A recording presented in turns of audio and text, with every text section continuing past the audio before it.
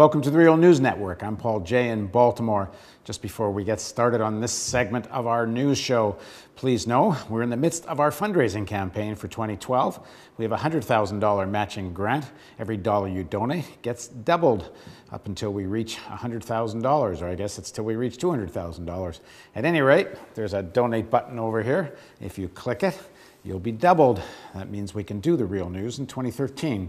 Now, we are going to begin, and we are told that we're about to go over the cliff, a fiscal cliff, and we need to have massive reform to entitlement programs, Social Security, and others.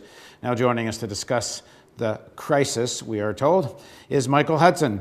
Michael was a Wall Street financial analyst and is now a distinguished research professor of economics at the University of Missouri, Kansas City. His newest book is The Bubble and Beyond. Thanks for joining us, Michael. Thank you very much, Paul. So are we going off the cliff? Well, there isn't any cliff to go off, but for people who believe that a crisis is an opportunity, in order to get the opportunity to shift the taxes more onto the middle class, they have to call it a crisis. Of course, there's no crisis at all. Okay, well, they say there is, because they say there's going to be these automatic massive cuts to the military, and there's going to be these massive cuts to social programs and such. And so what is the reality of that? Well, because of the way that Mr. Obama worked with the Republicans to negotiate a crisis pre-planned in advance, yes, indeed, by the end of the year, there would be a reversal of the Bush tax cuts for the richest Americans.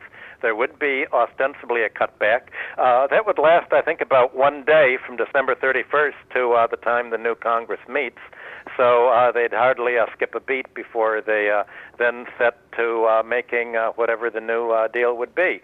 The whole idea is to make it appear as if there's a crisis, to make it appear as if Obama has to give in to the Republicans to essentially become what Mitt Romney would have become if he would have been elected. So Obama's playing the role of Romney Light and saying we've got to cut taxes on the rich, and the only way we can balance the budget if we give it to my campaign contributors, Wall Street, is to shift the taxes much more onto the working class. We have to take more out of their paychecks on the FICA withholding, and we have to raise the retirement age and cut the benefits to Social Security. Okay, so so what he's saying is we've given $13 trillion of new debt in giveaway to the banks since September of 2008, but we can't create a single penny to reimburse the Social Security contributors for the money that they've actually contributed.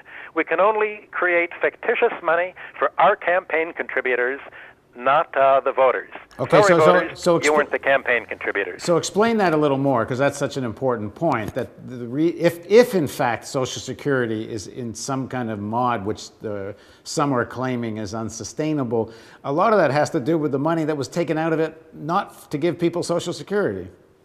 Well, here's the question of what does it mean to be sustainable? How were we able to fight World War II or the $3 trillion Iraq War without taxing? The answer is the Federal Reserve simply creates the money. Now, right now, the Social Security Administration has saved an enormous amount of extra withholding from paychecks over and above what was needed to pay out Social Security. And this money was used essentially as tax cuts for the rich. So by taxing the wage earners more, President George Bush was able to slash, and before him, Clinton, and before him his father, were able to slash tax rates for the higher tax brackets. And essentially what people call the Social Security fund is really a tax shift. You don't want to call it a tax on the poor, but it's not for Social Security. Not a penny of that has been spent on Social Security. Every single penny of the Social Security Trust Fund has been collected extra as a tax that falls on wage earners that are higher than the taxes that the wealthiest people paid, higher than the tax that George Romney pays, higher than the tax that Warren Buffett pays. And all this is George W. Bush said, you know, the Social Security Trust Fund really doesn't exist at all. It's just an IOU. And these funds are non-marketable Treasury securities. And as people begin to retire and run down the fund, what happens is the Treasury simply spends down its balance at the Federal Reserve.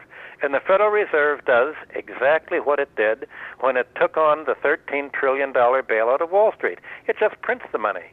There's no need to tax the money to pay Social Security. The government simply spends it into the economy. That's what central banks do. That's what the Bank of England does. It's what the Federal Reserve does. So why is it that the Federal Reserve and the Treasury can create all this money to pay Wall Street and they can't create a penny for Social Security? So what's the real objective here? Almost comical. So what's the real objective in Social Security reform? Because there's obvious other ways to be cutting the debt if cutting the debt is such a big deal. But the targeting of Social Security, what's the real objective here? It's to put the class war back in business. It's to essentially say, well, we only want to spend money on the 1%. We don't want to spend any money on the 99%. The 99%'s role is to pay taxes. The 1%'s role is to get these taxes in the form of bailouts, subsidies, special spending, like rebuilding all of the beach homes and rebuilding all of the private beaches in New Jersey, not the public beaches, but the private beaches and the private homes. And essentially, the 1% is the giveaway. But part of the issue here seems to be from the Republicans, the push to privatize, and there are now some Democrats that are apparently making similar murmurs about sort of privatizing light and that. What is this? What's behind this move to privatize? The idea is the same one that had pension fund capitalism in the 1950s. From the time that General Motors started its pension funds, there's been a tidal wave of pension fund contributions into the stock market. That created a stock market boom in the 50s, in the 60s, into the 70s. And I discuss that in my book on the bubble and beyond. But now the pension funds are all being downsized. How are you going to create a pension fund, a stock market boom? The idea of privatizing Social Security is to give Wall Street the biggest clientele that it's got in history. It will be the biggest giveaway in history to Wall Street, and not only will they push this money into the stock market while more people are paying in, pushing into a stock market boom, but at the same time, the Wall Street banks like Citicorp and Bank of America can treat its customers like counterparties. They can gouge them on fees. They can then stick them into stocks that they then, all of a sudden, the day will come when more people begin to retire than pay into the plan, and at that point the stock markets are going to begin to go down. Then all of a sudden the Wall Street speculators can dump the stocks, pull their money out, and leave the Social Security retirees holding an empty bag, and the government will say, well, that's the madness of crowds. And it's not the madness of crowds. It's a Wall Street scam, and that scam is being put in place by an enormously well-subsidized propaganda campaign to convince people that it's necessary for them to become suckers for the Wall Street money managers.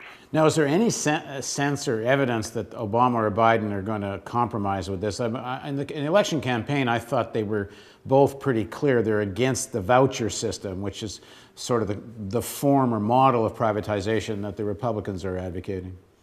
I think the voucher system you're talking about is for Medicare and for Medicaid, not Social Security.